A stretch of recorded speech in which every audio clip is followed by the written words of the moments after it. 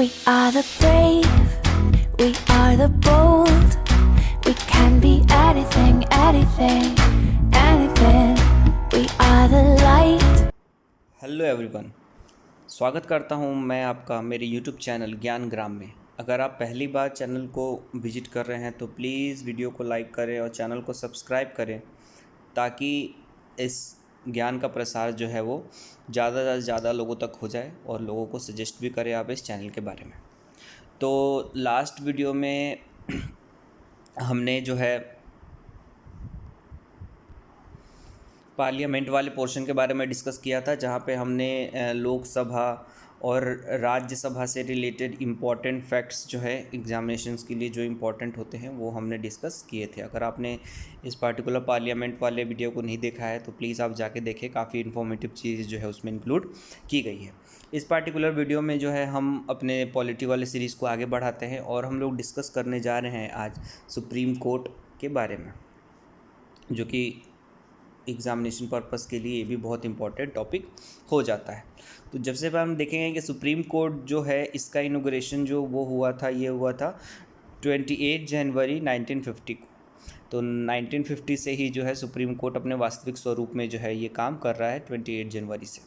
जब supreme court उस time पे इस्टेब्लिश किया गया था, जब इनॉग्रेट किया गया था दिल्ली में इसको, तो देन फिर उस टाइम पे 23 जो अपने जज थे वो स्ट्रेंथ जो थी सिटिंग जजेस की वो 23 थी। लेकिन लेटर ऑन समय के हिसाब से जैसे जैसे केसेस बढ़ते गए वैसे वैसे जो है जजेस का रिक्वायरमेंट भी बढ़ने लग गया। तो उसको जो है कवर अप करने के लिए 31 जजेस तक इंक्रीज़ किया गया, लेकिन अभी हाल में ही इसको इंक्रीज़ करके 33 कर दिया गया है, जिसमें जो है 32+1 इसको पढ़ा जाता है। जैसे 32 जो है वो जजेस होते हैं, एक जो सीनियर मोस्ट पर्सनालिटी होती है उनको CJI बनाया जाता है, that is chief justice of India. तो आपको जो है दोनों फैक्ट्स याद होने। देन फिर यहाँ पे जो है केसेस की सुनवाई के लिए जो है बेंचेस बनाए जाते हैं, जहाँ 2 से 3 जस्टिस होते हैं, इनको डिविजनल बेंच बोला जाता है। और लार्जर बेंच जहाँ पे 5 से ज़्यादा जजेस जो है इंक्लूड किए जाते हैं उनको कॉन्स्टिट्यूशनल बेंच बोला जाता है। तो जहाँ 5 जज होते हैं उसी को जो है कॉन्स्टिट्यूशनल बेंच बोला जाता है। कॉन्स्टिट्यूशन से रिलेटेड इंपॉर्टेंट प्रोविजंस जो है यहाँ पे डिस्कस किए जाते हैं, उनसे रिलेटेड जो है केसेस सुनाई जाती है। अब क्वालिफ़िकेशंस और टेन्योर क्या होते हैं सुप्रीम कोर्ट जज बनने के लिए, तो सबसे पहले जो है इनका अपॉइंटमेंट जो है ये प्रेसिडेंट ऑफ इंडिया करते हैं और इनका रिटायरमेंट एज जो है ये 65 ईयर्स ऑफ एज होता है सुप्रीम कोर्ट के जजेस का। अगर क्वालिफ़िकेशन की बात की जाए तो ये क्या होने चाहिए, must be a citizen of India, जो कि हर कॉन्स्टिट्यूशनल पोस्ट के लिए मैंडेटरी चीज़ें होती हैं कि भारतीय नागरिक ही जो है इस कॉन्स्टिट्यूशनल पोस्ट को होल्ड कर सकते हैं। देन फिर जो है ये किसी भी हाई कोर्ट में 5 साल तक के लिए जो है ये जज होने चाहिए। देन फिर थर्ड रिक्वायरमेंट जो है, या तो किसी हाई कोर्ट में जो है ये 10 साल के लिए एडवोकेट के रूप में इनने प्रैक्टिस किया हो, या फिर प्रेसिडेंट के ओपिनियन में जो है इनको कानून की अच्छी जानकारी हो, एक डिस्टिंग्विश्ड जूरिस्ट जो है प्रेसिडेंट के ओपिनियन में हो। तो इस पार्टिकुलर रिक्वायरमेंट के हिसाब से ही जो है सुप्रीम कोर्ट में जजेस का अपॉइंटमेंट किया जाता है। The constitution not prescribe a minimum age for the appointment of the जजेस ऑफ सुप्रीम कोर्ट। रिटायरमेंट की एज जो है वो प्रिस्क्राइब की गई है 65 ईयर्स, पर अपॉइंटमेंट कौन सी एज में किया जाएगा इसका कोई भी जो है वर्णन, कोई सा भी मेंशन जो है हमारे कॉन्स्टिट्यूशन में नहीं है। तो जनरली 65 ईयर्स तक ही ये अपने पोजीशन को होल्ड कर सकते हैं। देन फिर जैसा कि हम लोग बोलते हैं कि इंडिया में जो जुडिशरी है ये कहीं ना कहीं इंडिपेंडेंट जुडिशरी है। तो कैसे जो है इसको इंडिपेंडेंट बनाया जाता है, तो जनरली जो है कोई भी जज अगर अपॉइंट हो जाता है सुप्रीम कोर्ट या हाई कोर्ट में, तो उसके पार्टिकुलर टर्म या टेन्योर के अंदर जो है उसमें सैलरी में वेरिएशन नहीं किया जाता है। और ये जो भी सैलरीज और जो अलाउंसेज जजेस को दिए जाते हैं ये सब कंसोलिडेटेड फंड ऑफ इंडिया से दिए जाते हैं, जो कि उनके टर्म और टेन्योर में जो है डिक्रीज़ नहीं किया जाता है। तो इससे जो है इंडिपेंडेंट बनते हैं। देन फिर रिमूवल का अगर ग्राउंड देखा जाए तो रिमूवल का ग्राउंड जनरली जो है इम्पीचमेंट मोशन बोलते हैं इनको। तो ये भी आपको याद रखना चाहिए, इम्पीचमेंट मोशन बोलते हैं इनको, जो कि 2 ग्राउंड्स पे लाया जाता है, मिसबिहेवियर, प्रूव्ड मिसबिहेवियर और इनकैपेसिटी। तो ये 2 जज होते हैं सुप्रीम कोर्ट के जजेस को रिमूव करने का। और जनरली जो है इनको अगर रिमूव करना है तो इम्पीचमेंट मोशन लाना पड़ेगा। तो जनरली जो है लिखा हुआ है द जजेस can be removed only by resolution of the both the house of the parliament supported by the majority of total membership of the both the houses and 2/3 of majority present in voting. तो किसी भी house में जो है motion को जो है introduce किया जाता है, देन फिर अगर वो मेजोरिटी से पास कर दी जाती है तो थर्ड मेंबर से, देन फिर जो है दोनों हाउस से, देन फिर जो है प्रेसिडेंट उनको रिमूव कर सकते हैं। नेक्स्ट जो देखा जाए तो यहाँ पे जो है जुरिडिक्शंस के बारे में लिखा हुआ है, सुप्रीम कोर्ट के जुरिडिक्शंस के बारे में। तो यहाँ पे अगर जुरिडिक्शंस के बारे में डिस्कस करें तो सबसे पहले जो है सुप्रीम कोर्ट के जुरिडिक्शंस में देखा जाए तो सबसे पहले ओरिजिनल जुरिडिक्शन आता है, एप्लीएट जुरिडिक्शन आता है, advisory and writ jurisdiction. Writ jurisdiction के बारे में हमने पूरे डिटेल में जो है हमारे फंडामेंटल राइट्स में डिस्कस किया था। क्यों? क्योंकि ये जो है आर्टिकल 32 का पार्ट है। तो आप फंडामेंटल राइट वाले वीडियो को रेफ़र कर सकते हैं, जहाँ पे इस वीडियो में जो है हम ओरिजिनल, एप्लीएट और एडवाइजरी जुरिडिक्शंस के बारे में डिस्कस करेंगे। ओरिजिनल जुरिडिक्शन में जनरली इसका कहने का मतलब है कि कुछ पार्टिकुलर टाइप ऑफ केसेस सिर्फ और सिर्फ सुप्रीम कोर्ट में ही जो है ओरिजिनेट होते हैं। The supreme court has original jurisdiction in, तो यहाँ देखेंगे आप, जबकि सेंटर और एक से ज़्यादा स्टेट के बीच में जो है कोई विवाद होता है तो उस पार्टिकुलर केस को ओरिजिनेट कहाँ, सुप्रीम कोर्ट में ही किया जाता है। जब डिस्प्यूट जो है सेंटर और एक स्टेट के बीच में जो है, किसी भी स्टेट के बीच में जो है झगड़ा होता है, कोई डिस्प्यूट होता है, तो उस पार्टिकुलर मामले को भी सुप्रीम कोर्ट में ही सुलझाया जाता है। On one side and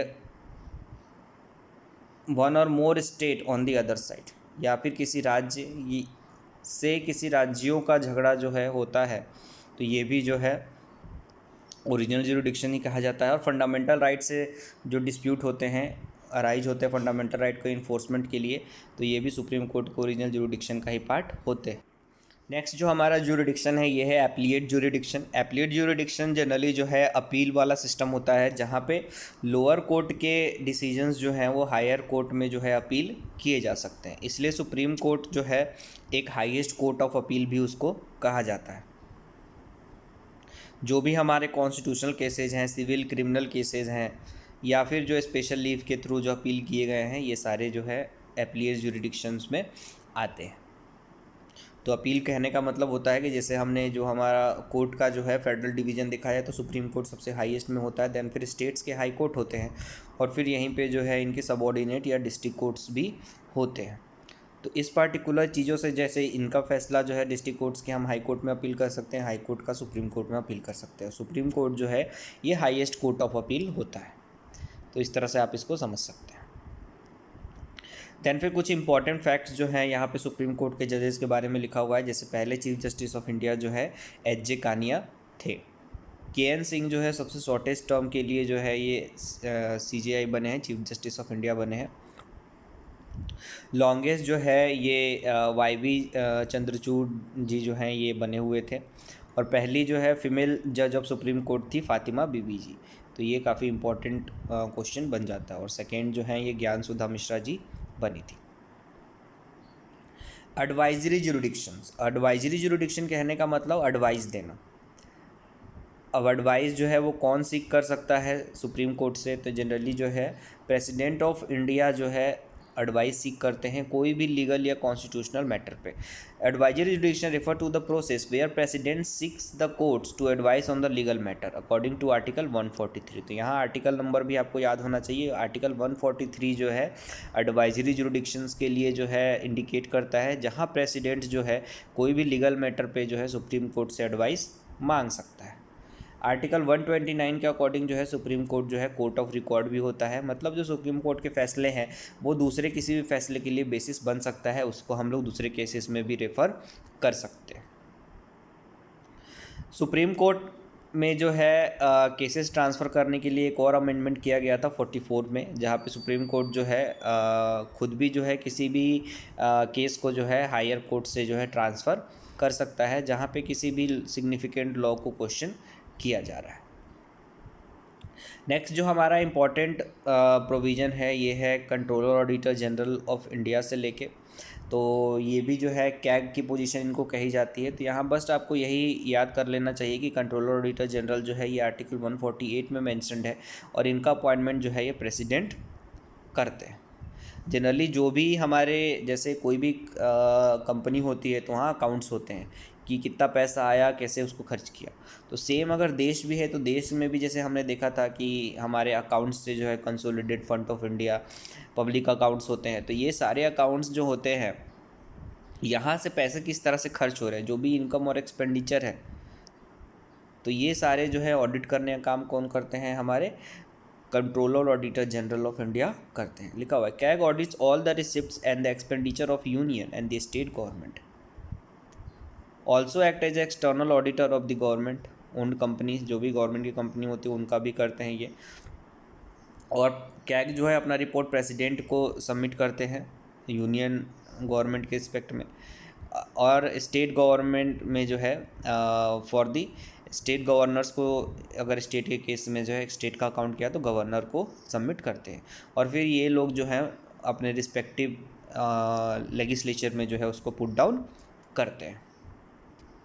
then फिर नेक्स्ट जो हमारा कॉन्स्टिट्यूशनल पोस्ट है ये है attorney general of India. Attorneys generally जो है highest law officers of the country होते हैं। देश में सबसे बड़ा जो कानून का अधिकारी होता है, लॉ ऑफिसर होता है, ये होते हैं अटॉर्नी जनरल ऑफ इंडिया। इनका अपॉइंटमेंट भी प्रेसिडेंट करते हैं आर्टिकल 76 के अकॉर्डिंग। जनरली जो है अगर अटॉर्नी जनरल के लिए अपॉइंटमेंट होता है, अगर ये इसको अगर बहुत लेमन टर्म में बोला जाए तो सरकार का वकील, सरकार को रिप्रेजेंट करने वाला, गवर्नमेंट को रिप्रेजेंट करने वाला वकील होता है highest law officer in the country, जो कि अटॉर्नी जनरल होते हैं। जनरली जो है इनका अपॉइंटमेंट जो है प्रेसिडेंट ही करते हैं, और इनका क्वालिफ़िकेशंस भी जो है सुप्रीम कोर्ट के जजेस के क्वालिफ़िकेशन के इक्विवेलेंट ही होता है। जैसा कि वहाँ द सिटीजन ऑफ इंडिया 5 साल के लिए जो है सुप्रीम कोर्ट में हाई कोर्ट्स में जो है ये अपने जजेज का पोजीशन जो है होल्ड कर चुके हैं, या 10 साल एज अ लॉयर और एडवोकेट भी प्रैक्टिस कर चुके हैं, या फिर कोई एमिनेंट जूरिस्ट हैं प्रेसिडेंट के ओपिनियन में, तो वो सब कुछ चीज़ें जो है इंपॉर्टेंट रखती हैं। लिखा हुआ है कि attorney general can participate in the proceeding without having voting right. तो जनरली जो है वो पार्टिसिपेट तो कर सकते हैं, सरकार का नज़रिया तो रख सकते हैं किसी भी प्रोसीडिंग में, पर वहाँ पे राइट टू वोट इनको नहीं दिया गया है, क्योंकि ये किसी मेंबर जो है किसी भी सदन के मेंबर नहीं होते हैं। तो ये कुछ इंपॉर्टेंट चीज़ें थी जो कि इस पर्टिकुलर वीडियो में मैंने समराइज़ किया है। उम्मीद है कि आपको ये जो है सीरीज़ अच्छी लगी हो, और प्लीज़ आप वीडियो को लाइक शेयर करते रहें ताकि ज़्यादा से ज़्यादा लोगों तक जो है इस ज्ञान का प्रसार होते रहे। और नेक्स्ट वीडियो में जो है मैं बहुत ही इंपॉर्टेंट सीरीज़ फिर से इसको आगे बढ़ाऊंगा, जो कि हमारे स्टेट असेंबली से डील करता है। स्टेट असेंबली से डील करता है, जहाँ पे हम लोग गवर्नर, विधानसभा और विधान परिषद के बारे में डिस्कस करने वाले हैं। थैंक यू दोस्तों।